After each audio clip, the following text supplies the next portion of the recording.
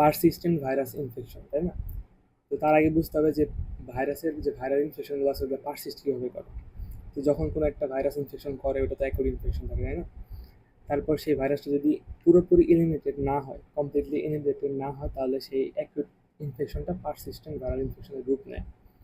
And আমরা জানি যে পারসিস্টেন্ট ভাইরাল ইনফেকশন তিন রকমের হতে পারে, একটা হচ্ছে ল্যাটেন্ট, ক্রনিক, আর হচ্ছে স্লো। তো তিনটার মধ্যে বেসিক পার্থক্যটা কি? ল্যাটেন্ট মানে কি? হিডেন। তো এখানে ভাইরাসটা হচ্ছে কিছু সময় দেখা যায় আবার কিছু সময় দেখা যায় না, এটা আমরা বলতেছি যে ল্যাটেন্ট ইনফেকশনে ভাইরাসের ডিটেক্টেবল বা ডেমনস্ট্রেবলটা হচ্ছে আমার ইন্টারমিডিয়েন্ট, মানে কন্টিনিউয়াস না, কখনো দেখা যাবে কখনো আবার ল্যাটেন্সি শো করবে। আর ক্রনিকটা হচ্ছে কন্টিনিউয়াসলি ডিটেক্টেবল। আর যেটা স্লো ইনফেকশন সেটা দেখা যাবে বাট সবসময় লো পরিমাণে থাকবে। ল্যাটেন্টের ক্ষেত্রে ক্লিনিক্যাল সাইনগুলো হচ্ছে কি রিকারেন্ট, আর ক্রনিকের ক্ষেত্রে ক্লিনিক্যাল সাইনগুলো হচ্ছে পারসিস্টেন্ট। সবসময়ই ভাইরাসও দেখা যাবে, সাইনগুলো হচ্ছে পারসিস্ট করবে। আর স্লো কেন আমরা স্লো বলছি? কারণ স্লো ইনফেকশনগুলোর ইনকিউবেশন পিরিয়ড অনেক বেশি।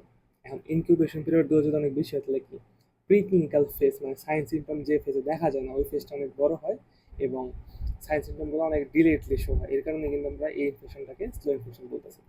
এখন কিছু উদাহরণ মনে রাখতে হবে, যেমন হারপিস, মারেক ডিজিজ ভাইরাস, এগুলো হচ্ছে ল্যাটেন্সি শো করে। আর এফএমডি, হেপাটাইটিস বি ভাইরাস, এরা হচ্ছে ক্রনিক ইনফেকশন শো করে। আর ভিসনামেডি, তারপর প্রিয়ন যে ডিজিজগুলো আছে এগুলো হচ্ছে স্লো ইনফেকশন শো করে। আমাদের যে জ্বর হয়, জ্বর হওয়ার পরে যে জ্বর সেরে যাওয়ার পরেও যে একটা জ্বর ঠুসা হয়ে থাকে না, ওটা কিন্তু আসলে হারপিস। ওইটা হচ্ছে আমাদের ল্যাটেন্সি শো করতেছে। ওকে, এখন সিটির জন্য আমাদের গ্রাফ লাগবে না, এর জন্য গ্রাফ দেখানো হচ্ছে না। এখন যে ব্রোভাইন যে হারপিস ভাইরাসটা আছে এটা হচ্ছে মাস্টার অফ ল্যাটেন্সি বলা হয়। কারণ হারপিস ভাইরাস প্রাইমারি ইনফেকশনের পরে সেন্সরি নার্ভ হয়ে গ্যাংলিয়নে চলে যায় এবং গ্যাংলিয়নে গিয়ে ও হিডেন অবস্থায় থাকে বা ল্যাটেন্সি শো করে। এখন আমরা জানি যে গ্যাংলিয়নে কিন্তু ইমিউন সেলগুলো যাইতে পারে না, ফলে কোনো ইমিউনিটি শো হয় না এবং হারপিস ইজিলি গ্যাংলিয়নে ল্যাটেন্সি শো করতেছে।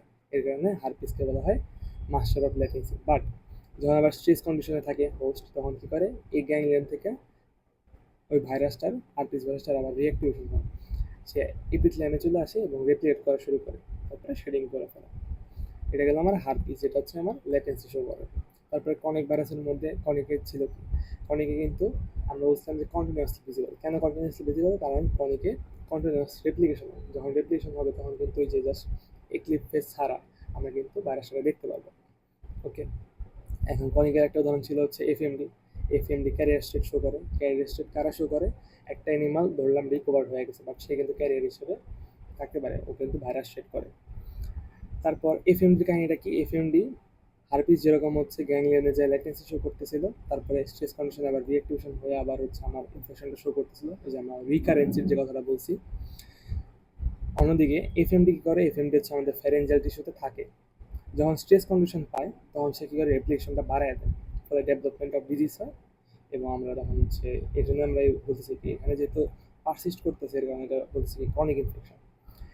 এবং এখানে কাফের যে মর্টালিটি সেটা বাড়ে। কাফের মর্টালিটি অনেক বেশি, এরকম একটা জিনিস হচ্ছে বোভাইন ভাইরাল ডায়রিয়া। ওকে, এক্ষেত্রে কি হয়?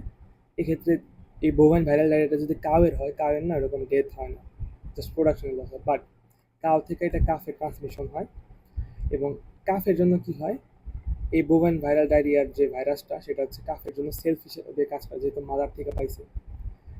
এবং সেলফ হিসেবে কাজ করলে কি কোনো ইমিউন রেসপন্স শো করে না কাফে। অ্যান্ড কাফে যদি কোনো ইমিউন রেসপন্স শো না করে তখন কিন্তু কোনো ইমিউনিটি কাজ করতেছে না। তার মানে কি কাফটা আস্তে আস্তে মারা যাবে। এই জন্য কাফটার কি কন্টিনিউয়াস ডায়রিয়া হওয়ার কারণে কাফের হচ্ছে মর্টালিটি হয়। এই এফএমডি আর বোভাইন ভাইরাল ডায়রিয়া যেটা হচ্ছে ক্রনিক। স্লোর ক্ষেত্রে কি হয়? স্লো কেন বলতেছে? কারণ এটা ইনকিউবেশন পিরিয়ড অনেক বেশি। ইনকিউবেশন পিরিয়ড অনেক বেশি হওয়ার কারণে এটা প্রিক্লিনিক্যাল ফেজ অনেক বেশি। প্রিক্লিনিক্যাল ফেজ বেশি হওয়ার কারণে এটা কিন্তু হচ্ছে আমরা যে ক্লিনিক্যাল সাইন সিমটম যেটা আছে ওটা কিন্তু অনেক ডিলেটলি আসে, এই জন্য আমি স্লো ইনফেকশন বলতেছি, মানে খুব স্লোলি আসে।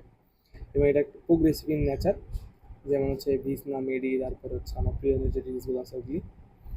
এখন এই যে পারসিস্টেন্ট ভাইরাল ইনফেকশন, এটা তো সেলের ভিতরে হইতেছে, তাই না? কিন্তু এটা আমরা সেল কালচারেও দেখতে পারি।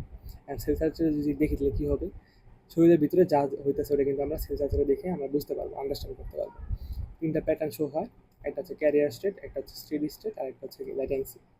আর আমরা দেখবো যে এই যে অ্যাকুয়েট ইনফেকশনটা যে পারসিস্ট করলো, পারসিস্টেন্টটা কীভাবে করে, মোড অফ অ্যাকশনটা কি পারসিস্টেন্সের। অ্যান্ড পারসিস্টেন্ট তৈরি করার যে মোড অফ অ্যাকশন, সেটা যে কথা, হোস্টের ডিফেন্সে যে মডিফিকেশন করা ওটাও কিন্তু সেম কথা। কীভাবে করে? একটা হচ্ছে ইমিউনিটিকে ধোকা দেওয়ার মাধ্যমে, সেটাকে আমরা বলতেছি ইমিউন ইভেশন। সেই ইমিউন ইভেশনটা কীভাবে করে?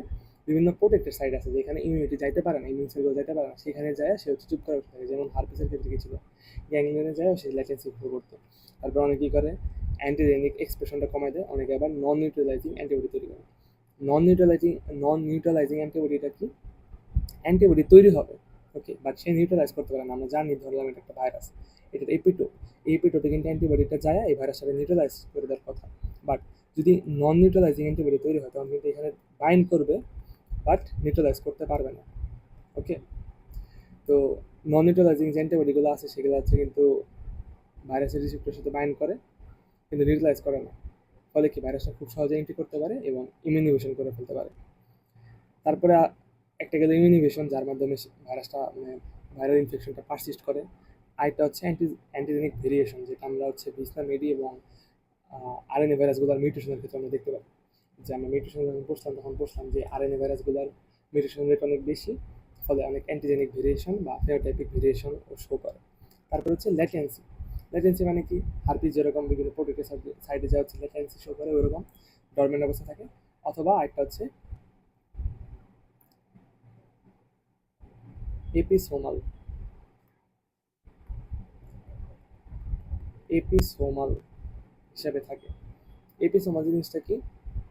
ভুল, এপিসোমাল, ওকে। এপিসোমাল মানে কি? জাস্ট থাকতেছে, কোনো মানে ক্ষতি করতেছে না, মানে আহ, কি বলে, মানে ভাইরাস যে আছে পোস্টে, এটা ভাইরাস পোস্টে বুঝতে পারে না, অনেকটা লাইসেন্সের মতনই। আরেকটা হচ্ছে ইমিউন সাপ্রেশন। এটা কিভাবে হয়? যদি কোনো ভাইরাস হচ্ছে ম্যাক্রোফেজের মধ্যে গ্রো করে, তাহলে জিনিসটা কিরকম হলো, যে ম্যাক্রোফেজের কাজ কি, ভাইরাসগুলো বা যেগুলো আছে আমাদের ফরেন পার্টিকেল, এগুলোর এগেনস্টে কিন্তু ইমিউনিটি দেওয়া। হ্যাঁ, যদি কোনো ভাইরাস যদি ম্যাক্রোফেজের মধ্যে গ্রো করে এবং ম্যাক্রোফেজটাকে যদি মারা ফেলে, ইমিউনিটি কি দিবে? ইমিউন সাপ্রেশন হয়ে যাবে না? ওকে। আবার কিছু কিছু ভাইরাসের আছে অ্যান্টিজেনিক কোয়ালিটি অনেক হাই, তারাও হচ্ছে আমার পারসিস্টেন্ট হতে পারে, ওকে। এখানে একটা কথা মনে রাখতে হবে ভ্যাকসিনেশনের, সেটা হচ্ছে অ্যান্টিজেনিক কোয়ালিটি যদি অনেক বাড়ে তখন কী হবে, ইমিউন রেসপন্স যেটা টিকার হবে ওটা কিন্তু অনেক বড় হবে। ফলে একবার ভ্যাকসিনেশন দিলে কিন্তু লং টার্ম ইমিউনিটি পাওয়া যায়। আমরা তো জানি যাদের যাদের পক্স একবার হয়েছে তাদের হচ্ছে আর জীবনে পক্স হবে না। আমাদের বলে না, কেন বলে? কারণ অ্যান্টিজেনিক কোয়ালিটি অনেক বেশি ছিল পক্সের, ফলে ইমিউন রেসপন্সটা অনেক বড় ধরনের হয়েছে, ফলে হচ্ছে কি লং টাইম ইমিউনিটি পাবো। তো এটা হচ্ছে পারসিস্টেন্ট ভাইরাল ইনফেকশন।